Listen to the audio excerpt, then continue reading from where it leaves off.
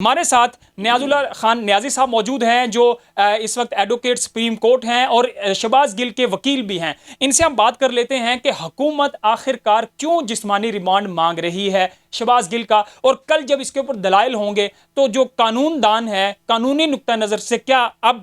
جو زیبا چودھری صاحبہ ہیں وہ جسمانی ریمانڈ دے سکتی ہیں؟ سر سب سے پہلے تو آپ کا شکریہ, یہ قانونی نقطہ نظر سے ہمیں آگاہ کیجیے گا. بسم اللہ الرحمن الرحیم.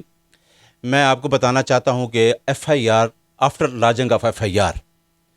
5 گھنٹے تک ایف آئی آر کا پتہ نہیں چل رہا تھا کہ ایف آئی آر ان کے پاس ہے کہ نہیں, کیونکہ میڈیا پہ بھی چلتا رہا, پولیس والے خود بتاتے رہے کہ ہمارے پاس ایف آئی آر نہیں, ایف آئی آر ابھی لاج ہونی ہے.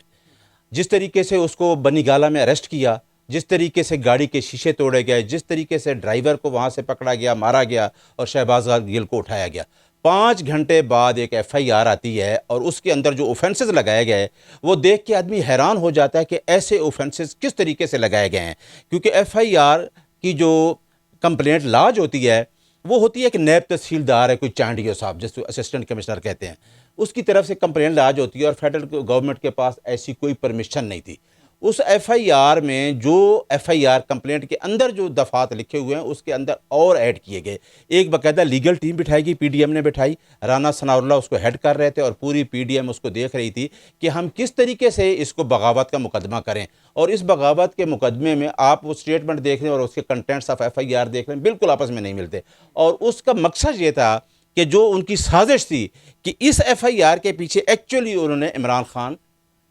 Prime minister, former prime minister کو ہٹ کرنا تھا, جس طریقے سے حالات جا رہے ہیں, کیونکہ وہ تو لوگوں کے اندر تک چلا گیا عمران خان. اب اس ایف آئی آر کو جب فزیکل ریمانڈ پیش کیا گیا, پہلے دن تو انہوں نے صبح 8:30 بجے پیش کر کے ریمانڈ لے لیا. دوسرے دن 2 دن کا ریمانڈ ہوا, ہم پیش ہوئے اور پوری بحث ہوئی. اس بحث کے دوران جج صاحب نے ساری چیزیں پوچھی اور انہوں نے پوچھا کہ آپ نے اس سے کیا ریکوری کرنی ہے, اور یہ جو آپ نے اوفینسز لگائے ہیں اس کے متعلق آپ کے پاس ان کے پاس کوئی ریکوری تو آپ نے نہیں کرنی. اب اس نے جب جج صاحب نے میرٹ کے اوپر, ہم نے جج صاحب کو کہا کہ یہ ٹوٹلی پولیٹیکل وکٹمائزیشن ہے اور یہ شہباز گل کو مجبور کر رہے ہیں کہ یہ عمران خان کے بعد 109 بھی ساتھ لگائے کہ عمران خان کو اس سازش میں انوالو کرے. ادارے کا اگر کوئی ہوتا ادارے کے خلاف تو ادارے نے خود بھی ایف آئی آر کروا سکتے ہیں, اور ادارے کے اندر اگر کوئی اس طرح کی ہوتی ہے بغاوت ہوتی تو وہ فوج کا اپنا کنٹرول ہے. ایک محترم ادارہ, اور ایک میں آپ کو بتا دوں کہ عمران خان اپنی تقریروں میں کہتا ہے کہ ایک واحد ضمانت ہے تحریک پاکستان اور افواج پاکستان اس ملک کے لیے. ملک کے 4 صوبوں کے پی کے, بلوچستان, پنجاب, سندھ, گلگت بلتستان اور کشمیر, ان سب کو ریپریزنٹ کر رہی تحریک پاکستان, اور اوورسیز پاکستان بھی تحریک انصاف کے ساتھ ہے. تو ایک پارٹی, پولیٹیکل پارٹی جس کا ایک ویژن ہے, جو کہتی ہے پولیٹیکل پارٹی کہ ہم ویلفیئر سٹیٹ کا کنسیپٹ دے رہے ہیں, ہم مدینہ کی ریاست کی طرز کی سٹیٹ بنا رہا ہوں میں, اور آپ سامنے ہیں آپ کے, پہلے بھی آپ نے کے پی کے میں 5 سال حکومت کی ساری. اب آ کے جن لوگوں نے پہلے سازش کی کہ ایک 4 سال کی حکومت جو اتنا اچھا ڈیلیور کر رہی تھی اس کو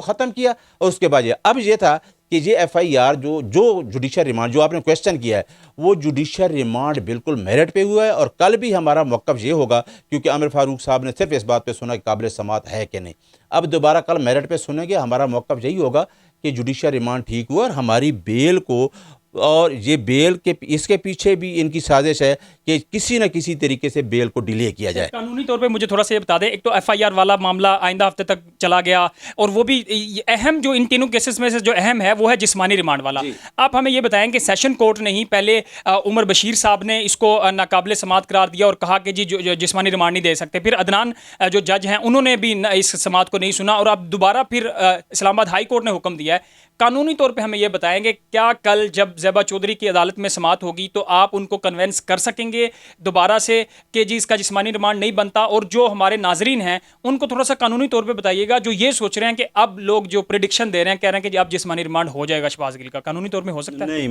میں آپ کو بتانا چاہتا ہوں کہ 2 دفعہ عمر شبیر صاحب کی کو جوڈیشل مجسٹریٹ کنسرنڈ وہ ہے, علاقہ مجسٹریٹ کہتے ہیں, جس کے بعد فزیکل ریمانڈ پولیس پیش کرتی ہے. اب صبح ہم انشاءاللہ ہمارے پاس ایسی ججمنٹس بھی ہیں جو میں کل ہی ڈسکلوز کریں گے. ہمارے پاس ججمنٹ کا دوبارہ فزیکل ریمانڈ نہیں ہو سکتا, کیونکہ ریمانڈ آلریڈی, بلکہ ہم نے یہ کہا کہ اگر ایک ایف آئی آر پہلے ہوئی ہے اور اس کے بعد 10 ایف آئی آر بھی ہو جائے نا, جس طرح نے کہا کراچی بھی ہوئی ہے, تو وہ ریمانڈ ایک ہی اپریٹ کرتا ہے. اور جج صاحب نے جب 2 دن کا ریمانڈ دیا اور 1 دن کا دیا تو اس میں ساری چیزیں انہوں نے کہا کہ جی ہمارے پاس. اور اس میں ایک بہت بڑی بات ہے کہ پولیس والے خود جو سیکنڈ ایف آئی آر اظہار کے خلاف کراتے ہیں، اگر موبائل کا کہتے ہیں یا کوئی چیز، تو وہ تو پولیس نے خود لکھا دیا کہ اظہار کے پاس ہے موبائل، تو اس کے پاس تو کوئی چیز ہی نہیں ہے. اب اظہار کی بیوی کی بیل ہو گئی ہے، اور ایک اس میں جب ایلیگیشن لگایا کہ پولیس والے گئے ہیں تو انہوں نے وہاں سے اس سے پیسے چھینے اور موبائل چھینا، وہ نعمان ملک، اس کو میں نے ڈسچارج کروا لیا اور باقی بیلیں بھی ہو رہی ہیں. تو اس کے خلاف کوئی ایسا ایلیگیشنز نہیں ہے جو ریکوری والا ہو، جو فزیکل ریمانڈ بالکل نہیں ہو سکتا، انشاءاللہ نہیں ہوگا. اور انشاءاللہ شہباز گل کی بیل اس وجہ سے ہوگی کہ جتنے اوفینسز اس امپورٹڈ گورنمنٹ نے لگائے ہیں ان میں سے کوئی اوفینس بھی اٹریکٹ نہیں کرتا.